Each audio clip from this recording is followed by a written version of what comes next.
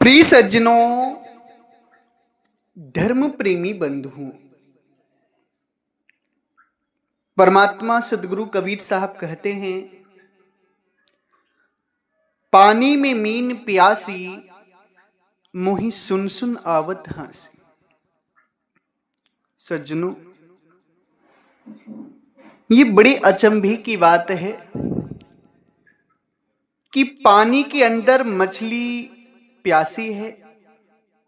इस बात को सुनकर तो सबको हंसी की आएगी कि पानी के अंदर है फिर भी प्यासी है। पानी में मीन प्यासी मोहे सुन सुन आवत हासी। ये बात परमात्मा सदगुरु कबीर साहब जो बोले हैं वो कोई साधारण बात नहीं है। इस एक शब्द में आत्मा और परमात्मा का पूरा रहस्य छुपा हुआ है। इस एक शब्द में, किसमें कि पानी में मीन प्यासी मोहि सुन सुन आवत हासी। इस एक शब्द में सबसे बड़ा रहस्य आत्मा और परमात्मा का ज्ञान, प्रत्यक्ष ज्ञान छुपा हुआ है। मगर अभी तक आजकल के जो भी प्रवचन करता है, जो संत लोग हैं, कोई इस रहस्य को खोल नहीं पाया, सुलझा नहीं पाया कि आखिर पानी में मीन प्यासी का मतलब आध्यात्मिक अर्थ क्या है, इसका अध्यात्म में इसका क्या रहस्य है। सज्जनों, आज हम इसका जो मूल रहस्य है उसको बताएंगे, उसको खोलेंगे, प्रत्यक्ष ज्ञान कराएंगे कि पानी में मीन प्यासी मोहि सुन सुन आवत हासी का असली रहस्य क्या है। सत्संग बहुत ही दिव्य है। आप सभी लोगों से निवेदन है कि सभी लोग सत्संग को बड़े ही ध्यान से, बड़े ही प्रेम से श्रवण करना, साथ ही साथ सभी लोगों पर शेयर भी करना, भेजना, सभी को सत्संग का प्रचार करना, परमात्मा के ज्ञान को जन जन तक पहुंचाना है। इसी संदर्भ में 11 जून 2025 ज्येष्ठ की पूर्णिमा को हम सभी के परमात्मा सदगुरु बंदी छोर कबीर साहब का अमृत प्राकट्य हुआ था जीवों के कल्याण हेतु। उस प्राकट्य दिवस को हम सभी सदगुरु कबीर साहब के पंथ के लोगों को, उनके अनुयायियों को एक त्योहार के रूप में मनाना है। बड़ी खुशी का दिन है, उत्सव का दिन है। और 11 जून को गाजीपुर की धरती पर बहुत ही विशाल उत्सव, सदगुरु परमात्मा कबीर साहब का अमृत प्राकट उत्सव भंडारा मनाया जाएगा, उत्सव मनाया जाएगा, जिसमें आप सभी आमंत्रित हैं। उसी उत्सव में सदगुरु के परम भक्त श्री रामचंद्र चौबे जी, जो जिला सिद्धार्थ नगर की धरती से हैं, इनके द्वारा इनकी कमाई का अंश हर माह की भांति इस माह भी सदगुरु के भंडारे में अर्पण हुआ है। खूब खूब आशीर्वाद साधना करते हैं, साधना की गहराइयों में उतरते हैं। साथ ही साथ विमल भार्गव जी ग्राम बीकापुर गाजीपुर की ही धरती से हैं, ये भी सदगुरु के परम भक्त बन चुके हैं। सुंदर भाव है, विवेकी हैं, नीर छीर का निवेदन करते हैं। सदगुरु के प्यारे हंस से इनके द्वारा भी सदगुरु के भोजन, संतों के भोजन भंडार के लिए सदगुरु के प्राकट्य महोत्सव में सेवा अर्पण हुई है। खूब खूब आशीर्वाद। साथ ही साथ भक्त श्री बाबूराम जी, उनके पिता सहदेव जी, जो जिला संत कबीर नगर, हम उसे सदगुरु कबीर साहब नगर कहते हैं, वहां की धरती से हैं। उनके द्वारा भी सदगुरु के पावन प्राकट उत्सव भंडारे में सुंदर सेवा अर्पण हुई है। खूब खूब आशीर्वाद। साथ ही साथ श्री राम स्वरूप जी के सुपुत्र ओम प्रकाश जी और श्री जय भगवान जी, जो ग्राम जुआ सोनीपत की धरती से हैं, बहुत सुंदर भजन गाते हैं, सदगुरु के मार्मिक भजन गाते हैं, सदगुरु के दास भी बन चुके हैं। इनके द्वारा भी सुंदर सेवा परमात्मा के प्राकट महोत्सव में अर्पण हुई है। खूब खूब आशीर्वाद है। सज्जनों, परमात्मा कहते हैं कि पानी में मीन प्यासी मोहि सुन सुन आवत हासी। पानी में मछली प्यासी है और मुझे सुन सुन के हंसी आ रही। आखिर पानी में मछली प्यासी कैसे होती? भाई पानी तो प्यास मिटाने का काम करता है। पानी के अंदर मछली है तो वो कैसे प्यासी रह सकती? इसका आज आप रहस्य जानिए। होता क्या है कि मछली अगर पानी के अंदर रहती है, मछली अगर पानी के अंदर रहती है तो वो पानी नहीं पी पाती। मछली जब ऊपर आती है, जल के ऊपर आती है, तब सांस लेती है, तब पानी पी पाती है। जब ऊपर आती, मुंह खोलती, एयर लेती, तब उसके अंदर पानी जाता है। अगर पानी के अंदर मछली है ना तो प्यासी बनी रहती, पानी नहीं पी पाती। जैसे आप बाल्टी में कहीं पानी हो, गिलास सीधा सीधा डाल दीजिए, उसमें पानी नहीं जाएगा। जैसे ही टेढ़ा करेंगे एयर लेगी, एयर लेगा गिलास और तुरंत भर जाएगा। उसी तरीके से मछली जो है जल में इसलिए प्यासी रहती पानी के अंदर क्योंकि वो एयर नहीं ले पाती, सांस नहीं ले पाती। ऊपर आती, सांस लेती, तब पानी पीती, तब उसकी प्यास जाती। ठीक इसी प्रकार से ये आत्मा भी परमात्मा में होकर के भी परमात्मा को ढूंढ रही है। ये बहुत बड़ा रहस्य है। ये आत्मा परमात्मा में होकर के भी परमात्मा को ढूंढ रही है। अब इसका क्या कारण हो सकता है कि ये आत्मा परमात्मा में है और उसके बाद भी परमात्मा को ढूंढ रही है? सज्जनों, पानी का मतलब है परमात्मा और मछली का मतलब है आत्मा। यानी कि पानी में मीन प्यासी का मतलब है ये आत्मा परमात्मा में रहकर के भी परमात्मा को नहीं जान पा रही। इस रहस्य को समझना होगा आज कि आखिर हम सभी परमात्मा में कैसे हैं और क्यों परमात्मा को नहीं जान पा रहे। सदगुरु परमात्मा कहते हैं अपनी वाणी में कि पार ब्रह्म सुभर भरा, जाका वार न पार, खालिक बिन खाली नहीं, सुई जेता संसार। सज्जनों, परमात्मा कहते हैं कि पार ब्रह्म सुभर भरा, जाका वार न पार। पार ब्रह्म कहते हैं ब्रह्म से परे जो परमात्मा है। ब्रह्म कौन है? ब्रह्म कहते हैं सृष्टिकर्ता को, जिसने सृष्टि बनाई है, जिसने पानी पवन धरती आकाश बनाया है, उसको कहते हैं निरंजन ब्रह्म। निरंजन ब्रह्म सृष्टि बनाता है, बिगाड़ता है, उसकी यही शरीर है, पकड़ता छोड़ता है, जन्म मरण में फंसा हुआ है। पार ब्रह्म का मतलब होता है ब्रह्म से परे परमात्मा। अब ब्रह्म से परे पार ब्रह्म परमात्मा है जो जन्म मरण में नहीं आते, जिनकी 5 तत्व की बनी सृष्टि नहीं। तो साहेब कहते हैं कि पार ब्रह्म सुभर भरा, जाका वार न पार।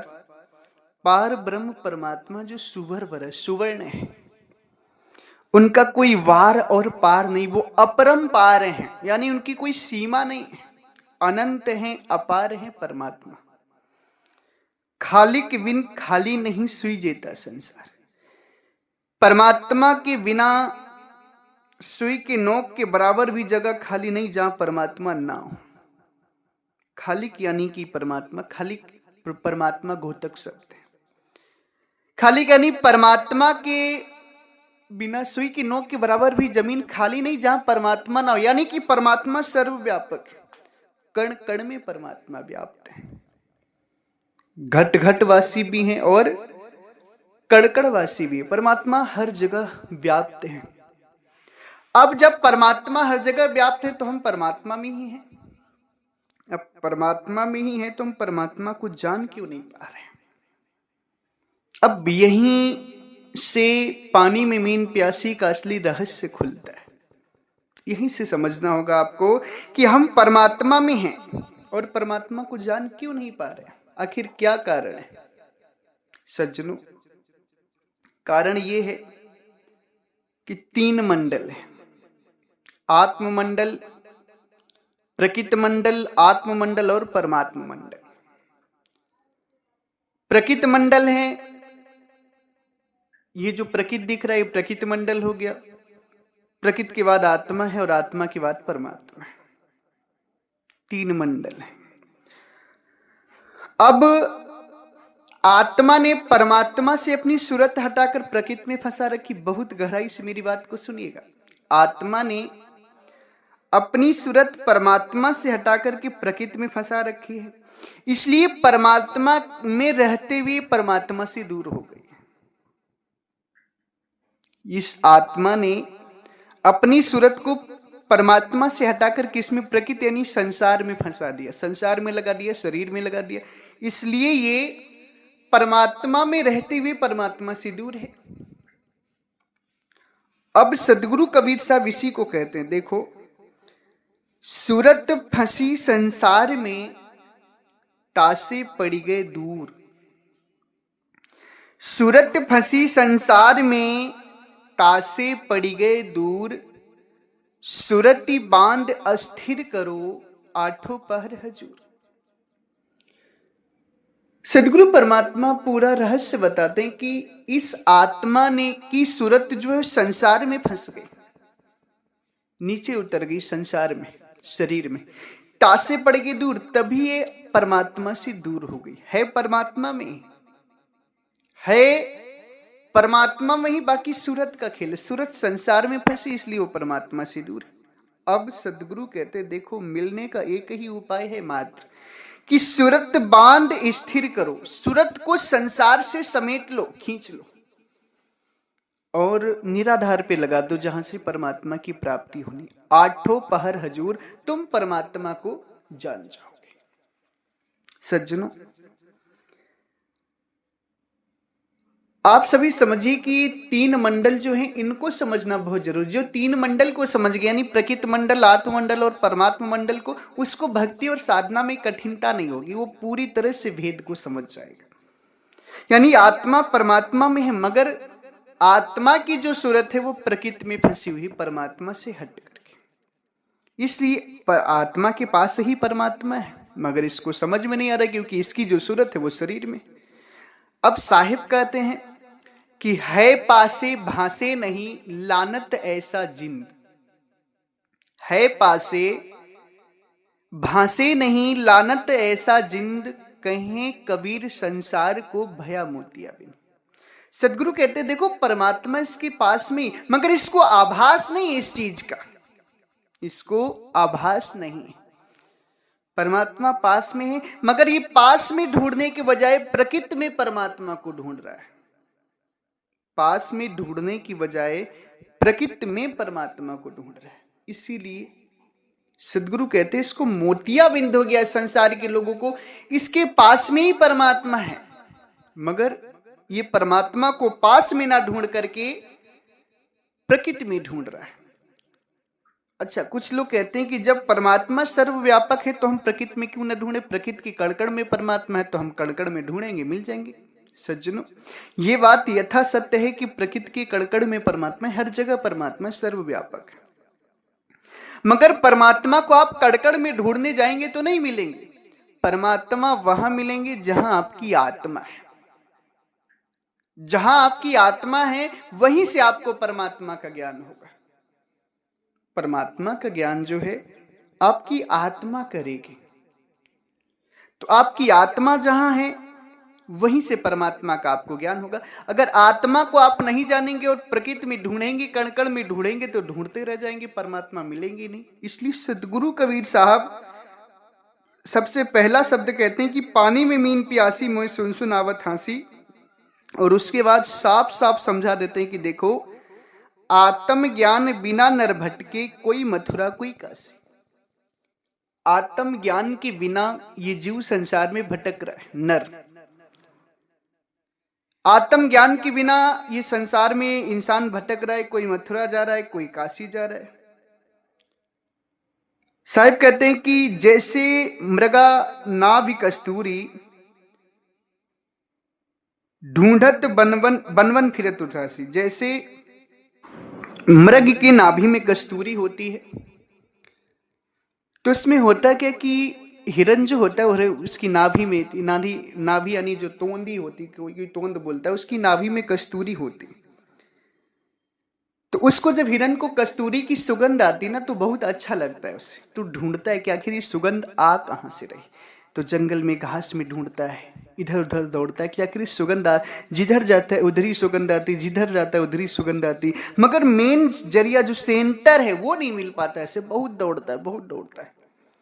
दौड़ते दौड़ते जब थक जाता है तो लेट जाता है, आराम करने लगता है। और जब आराम करते करते उसकी नाक जो है, उसका मुंह जो है नाभि की तरफ जाता है तो उसको सुगंध और ज्यादा आने लगती। तो एकदम जब नाभि के पास ले जाता है तब उसे लगता कि ओ हो, जो चीज हम पूरे जंगल में ढूंढ रहे थे वो तो हमारे पास है। इसी तरह साहिब कहते हैं कि आत्म ज्ञान बिना नर भटके कोई मथुरा कोई काशी। आत्मा का ज्ञान किए बिना ये इंसान जो है भटक रहा है, कोई मथुरा जा रहा है, कोई काशी जा रहा है, कोई द्वारिका जा रहा है, कोई जगन्नाथ जा रहा है, मगर ना मथुरा जाने से ज्ञान होगा, ना काशी जाने से ज्ञान होगा, ना द्वारिका ना जगन्नाथ जाने से ज्ञान होगा। परमात्मा का ज्ञान कहां से होगा?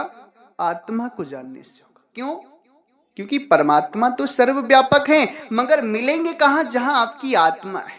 आपकी आत्मा ना परमात्मा का ज्ञान करेगी। परमात्मा का ज्ञान ये शरीर नहीं करता है। ये बात दिमाग में बैठा लेना कि परमात्मा का ज्ञान ये शरीर नहीं करता, आत्मा परमात्मा का ज्ञान करती है। इसलिए सदगुरु कहते हैं आत्म ज्ञान करना परम जरूरी है। अब जीव को आत्मा, अब आत्मा का ज्ञान कैसे होगा? आत्मा ने तो अपनी सूरत संसार में फंसा रखी है, इसलिए परमात्मा में रहते हुए परमात्मा से दूर। अब आत्मा की सूरत कहां? संसार में फंसी।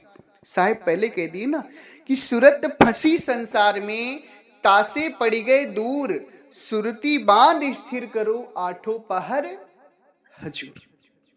सुरती संसार में फंसी इसलिए परमात्मा से दूर हो। अब सूरत को बांध करके स्थिर करना है। अस्थिर कहां करना? ये गुप्त भेद है, ये तो 11 जून को खुलेगा। जब सूरत को बांध करके स्थिर कर दोगे तो आठों पहाड़ तुम परमात्मा से मिल जाओगे। क्यों? क्योंकि तुम परमात्मा से दूर नहीं हो। परमात्मा में पास, परमात्मा में ही हो तुम। बस तुम्हारी सूरत जो है परमात्मा से हट करके प्रकृति में लग गई है, इसलिए तुम परमात्मा में रहते हुए भी परमात्मा को खोज रहे हो। क्यों? क्योंकि तुम्हें अपना ज्ञान नहीं है। तुम संसार में ढूंढ रहे हो, प्रकृति में ढूंढ रहे हो, आत्मा का ज्ञान नहीं कर रहे हो। और जब तक साहिब कहते हैं कि जब लग नहीं चिन्हो यहाँ आत्म, तब लग नहीं मिली है परमात्म। सदगुरु कहते हैं कि जब तक आत्मा का ज्ञान नहीं करोगे तब तक परमात्मा मिलेंगे नहीं। आत्मा का ज्ञान करना परम जरूरी, क्योंकि आत्मा ही परमात्मा का ज्ञान करेगी। मगर आत्मा की सूरत तो शरीर में, संसार में फंसी, इसलिए ना आत्मा का ज्ञान हो पा रहा है ना परमात्मा का ज्ञान हो पा रहा है। अच्छा, इसी बात को साहिब कहते हैं कि आत्म चीन चीन परमात्म, ओ संति कहावे सोई। यही भेद काया से बाहर, जाने विरला कोई। साहिब कहते हैं कि आत्मा को जानकर कि परमात्मा को जानना। जो आत्मा और परमात्मा को ज्ञान करता है, जानता है, वही असली संत है। मगर आत्मा और परमात्मा का जानने का जो भेद है वो कहां? काया से बाहर। काया से बाहर सूरत को निकालना होगा, तब आत्मा परमात्मा का ज्ञान होगा। आत्मा की सूरत शरीर में है, इसलिए परमात्मा में रहते हुए ये परमात्मा को ढूंढ रही है। उसी को साहिब कहते हैं पानी में मीन प्यासी, मोहि सुन सुन आवत हंसी। पानी में यानी जल में रह करके मछली प्यासी है, क्योंकि उसको पानी पीने का तरीका नहीं पता है। जब तक वो ऊपर नहीं आएगी तब तक पानी पी नहीं पाएंगी। उसी तरीके से परमात्मा में रह करके आत्मा परमात्मा को ढूंढ रही है। जब तक सूरत को शरीर से हटाएगी नहीं, सूरत को शरीर से बाहर निकालेगी नहीं, तब तक परमात्मा का ज्ञान हो नहीं सकता है। बड़ी अद्भुत रहस्य है इस बात का। पानी में मीन प्यासी मुहे सुन सुन आवत हंसी। पानी यानी कि परमात्मा में रह करके आत्मा प्यासी ढूंढ रही है परमात्मा को। क्यों? क्योंकि अज्ञानता इसे पता नहीं कि परमात्मा को ढूंढने के लिए पहले मुझे स्वयं को जानना होगा, शरीर से अपनी सूरत को निकालना होगा, संसार से अपनी सूरत को समेटना होगा, बांधना होगा और अस्थिर करना होगा। कहां? अभी तो गुरु का बताया हुआ स्थान है, गुरु बताएंगे। जिनको भी जानना है 11 जून को आना। सदगुरु परमात्मा भी इस बात को कहते कि कबीर धारा अगम की सतगुरु दई लखाए, ताही उलट सुमिरन करो स्वामी संग मिलाए।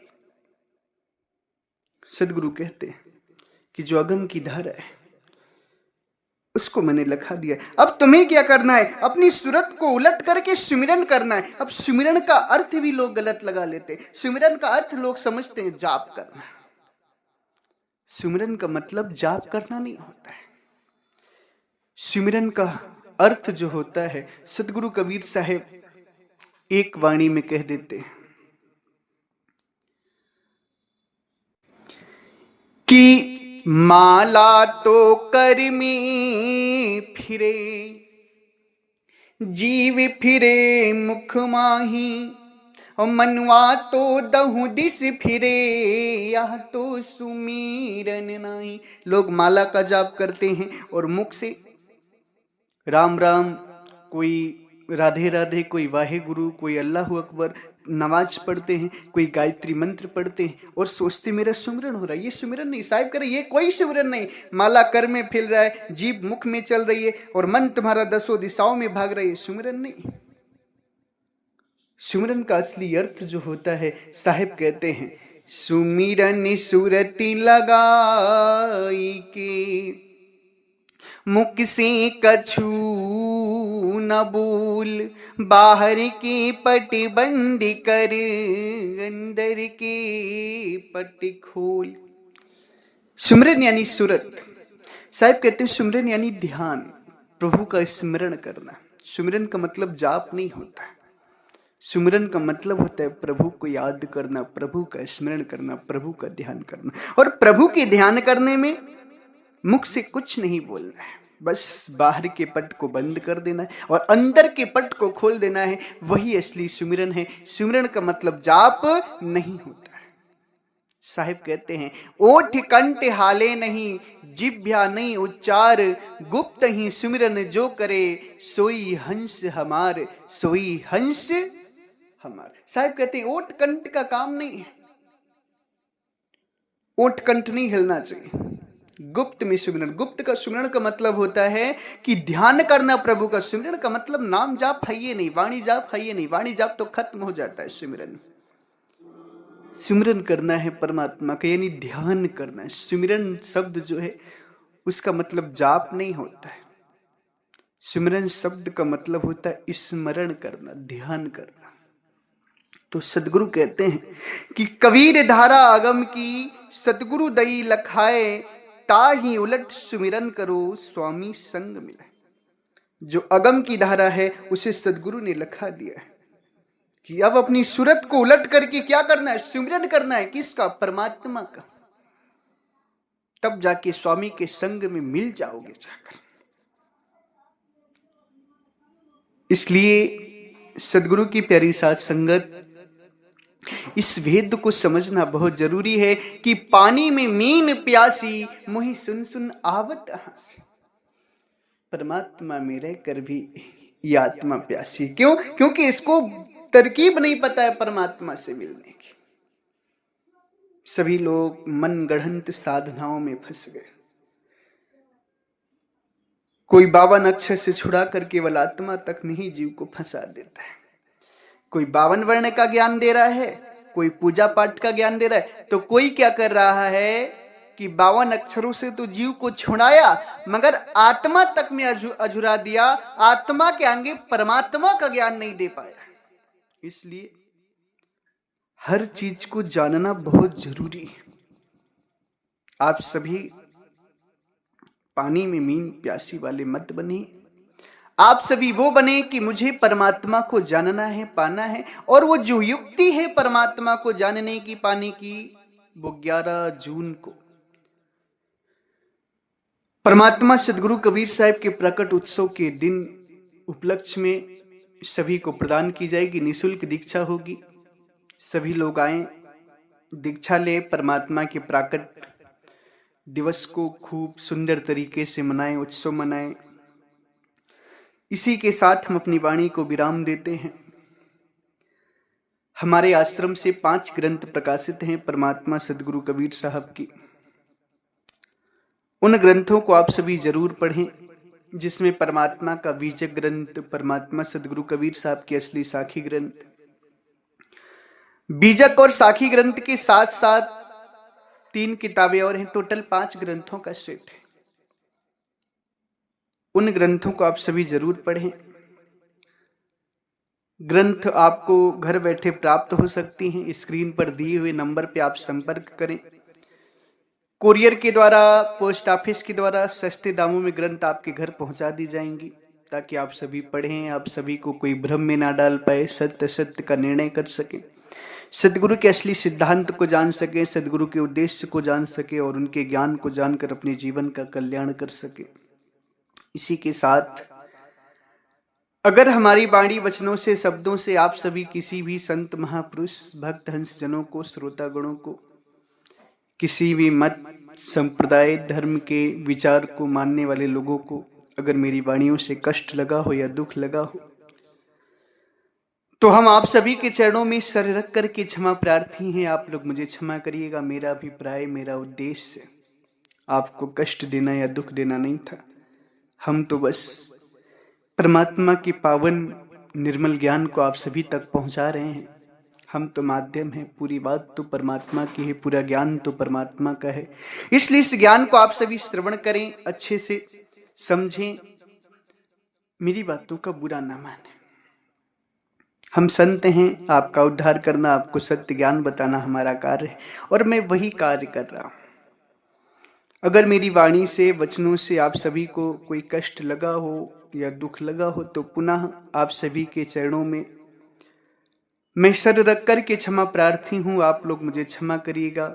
इसी के साथ एक बार प्रेम से बोलिए, सर्वव्यापक, सर्व पूजनीय परम पिता परमात्मा बंदी छोर सदगुरु कबीर साहब को साहे बंदगी, साहे